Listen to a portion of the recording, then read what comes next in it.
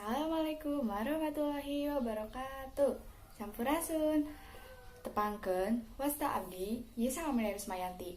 Abdi ti kelas 11 IPS 3. Di dieu abdi bade ngadogikeun biantara anu judulna Pagaulan Rumaja anu Saeja Masa Depan.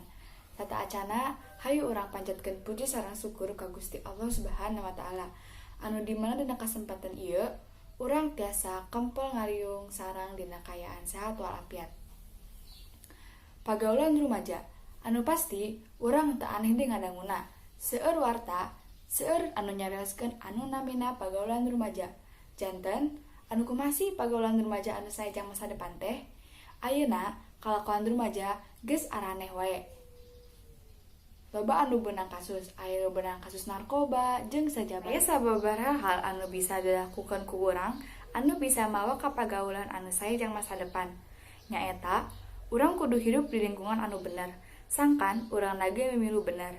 Lamun urang hidup di lingkungan anu pagaulanna hantu bener, urang oge bisa kabawa hantu bener.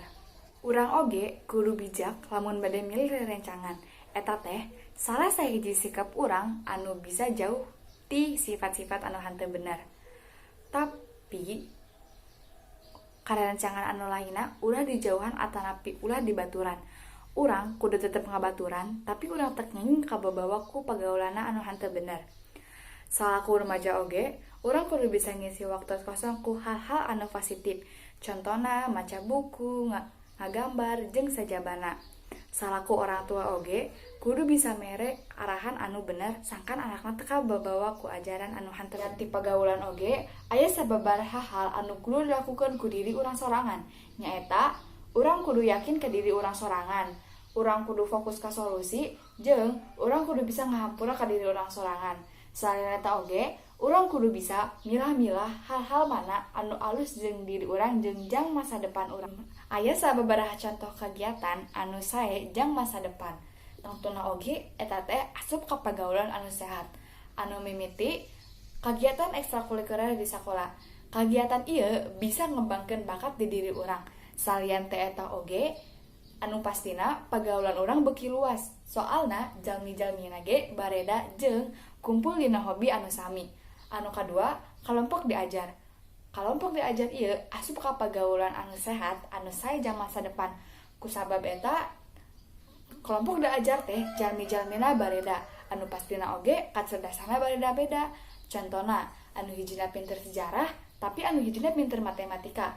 Nah, ti dieu urang bisa saling nulungan. Anu pastina urang bisa ngajaran batur atanapi urang diajaran ku batur.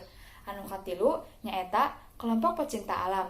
Salah sahiji kagiatan anu diminati ku rumaja teh nyaeta ngadaki gunung, jalan-jalan jeung sajabana. Loba hal-hal positif anu bisa urang cokot di kagiatan pecinta alam. Nyaeta ngajaga lingkungan, diajar sabar amun keur ngadaki gunung anu tangtuna oge bisa diterapkeun di kahirupan sapopoe. Mung sakitu biantara ti abdi, hapunten bilih aya kalepatan tina ucapan atanapi tina kata-katana, mugi we biantara abdi aya mangpaatna kanggo salerea. Wassalamualaikum warahmatullahi wabarakatuh.